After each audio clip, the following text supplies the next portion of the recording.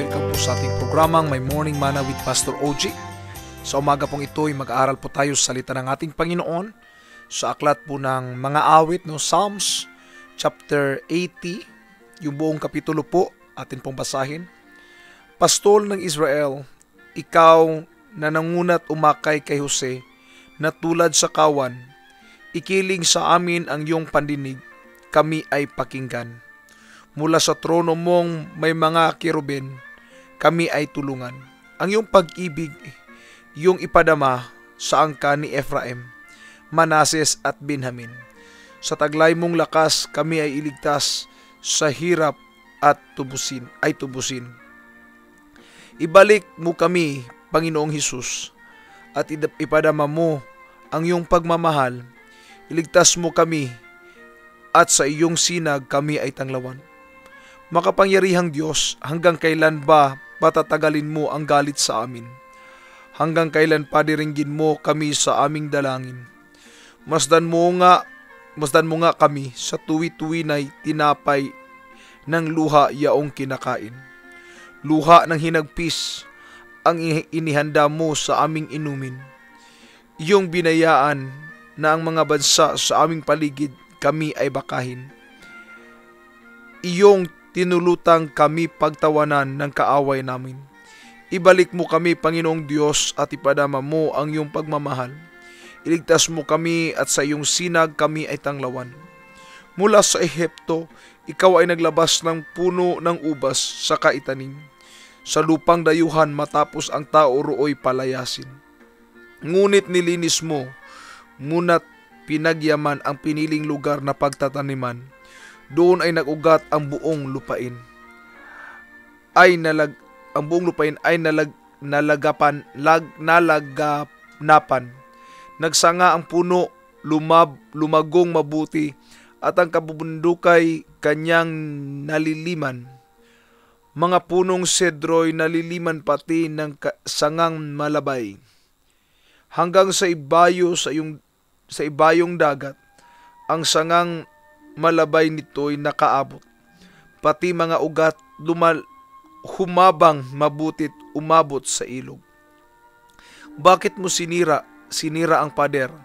Kung kaya napasok nitong dumaraan, pinipitas tuloy yaong bunga nitong tanim na naturan.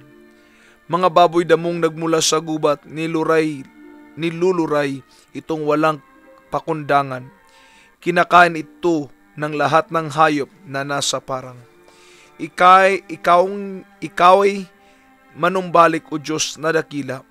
Pagmasdan mo kami mula sa itaas, at ang punong ito'y muling pagyamanin at iyong iligtas. Lumapit ka sana, ang puno ng ubas na itinanim mo ay iyong iligtas. Yung punong iyon na pinalagumot iyong pinalakas.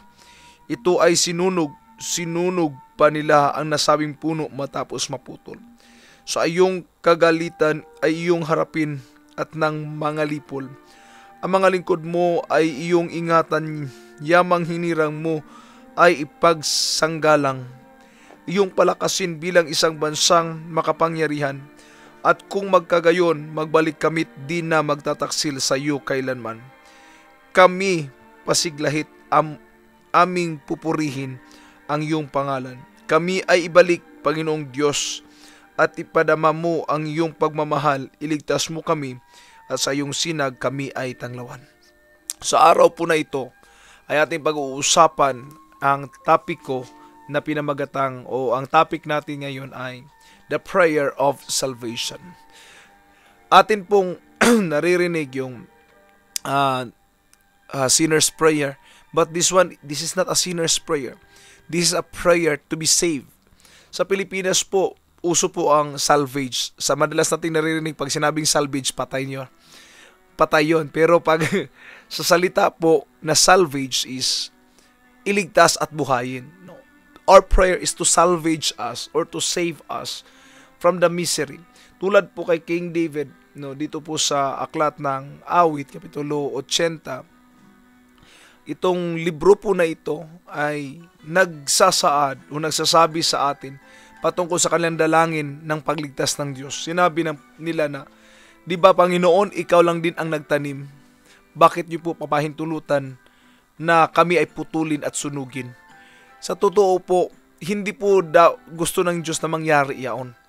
Pero dahil nga po sa ginawa ng Israel, dahil po sa ginawa nila na pagtaksil mula sa Panginoon, they become adulterous. Not in the sense that they are committing adultery with other people, but they become adulterous by worshiping other gods. God is a jealous God. God doesn't want na mayroong ibang Diyos na paglilingkuran ang bansang Israel. But they have chosen their own ways. No? Pinili nila yung sarili nilang daan. Pinili nila na mamuhay ayon doon sa gusto nila. But church, I want to tell you, this is the day that a person has to understand na ang buhay natin ay nakalaan sa Diyos. Ang Diyos ang nagtanim sa atin. Ang Diyos ang nag-ordain sa atin. But most of the time, we don't understand that. We don't really recognize that. Instead, pinahintulutan natin, nagkaroon tayo ng tinatawag na adultery. Anong adultery? Our heart is no longer with God. Our heart is already in tune to the things of this world, to money, to resources, to our work, to what we are passionate about. At nakakalimutan na natin ang Diyos. But I am calling the people of God today to have the prayer of repentance, to have the prayer for salvation, to save us once again from the misery. The truth is, God is the one who saved us first. He is the one who pick us up. Siya yung unang nakasumpong talaga sa atin. Tayo ay nag-respond lamang sa Kanya. Tulad ng sa Israel, ang Diyos talaga ang nag-ahon sa kanila mula sa Ehipto. Pero, yun nga, nung nakalabas na sila mula doon sa kalagayang yaon, ay bumalik naman sila doon sa paglilingkod sa iba't ibang Diyos. Ito po ang masaklap. Maraming Kristiyano na minsan ang niligtas ng Panginoon, pero bumabalik pa rin doon sa kasalanan. Bumabalik pa rin doon sa mga bagay na kasuklam-suklam, bumabalik pa rin doon sa mga bagay kinapupuutan ng Diyos at hindi nalulugod ang Diyos na gawin. Kaya po ang challenge ko ngayon, lalo na kung halimbawa napapansin niyo po ang buhay ninyo ay parang tumagilid na at lumalayo na sa Panginoon, ang challenge ko po ay muling lapitan ang Panginoon, muling magkaroon ng dalangin ng pagliligtas, muling magkaroon ng prayer of salvation. Why? Because in this way, dito lang tayo magkakaroon ng tulong mula sa taas. Not unless we recognize our frailty, not unless we recognize our faults, not unless we recognize that we have sinned against God, we will not be forgiven. Ang tao lang pong nagsisisi ang siyang patatawarin. Kung hindi po natin marirecognize ang ginawa ng Diyos sa buhay natin, hindi natin marirecognize na tayo napapalayo na pala sa Kanya, mananatili po yung buhay natin na ganun pa rin, no? Dahil ganito po yan. Kung iniisip natin na walang problema sa buhay natin, of course, walang aayusin ang Diyos. Kasi pakiramdam mo, wala namang problema, di ba? Bakit aayusin ang Diyos? But the moment we recognize na mayroong problema sa buhay natin, napapansin natin lumalayo na tayo sa paglilingkod, napapansin natin ating standard of holiness bumabagsak na, napapansin natin ang ating puso ay lumalayo na rin sa Kanya, and that moment, masasabi mo, ay, may problema na pala ako. And that's the time also you will cry, you will pray for God's salvation. Lord, save me from the deception of the devil in my life. Lord, save me from what I am facing today. Lord, save me for what happened to me today.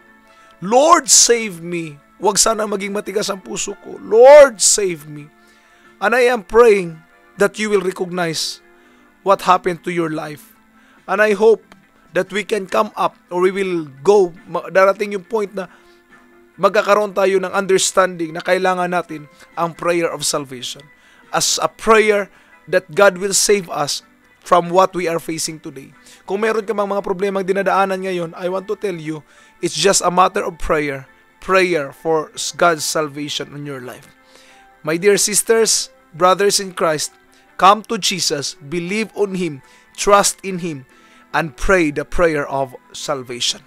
Sa muli po, ito po si Pastor OG Solitario, umiiri po at muling nagpapaalala sa atin na sa araw-araw nating pamumuhay, kailangan natin ang tinapay ng buhay. Digest your morning manna today. God bless po at magandang araw.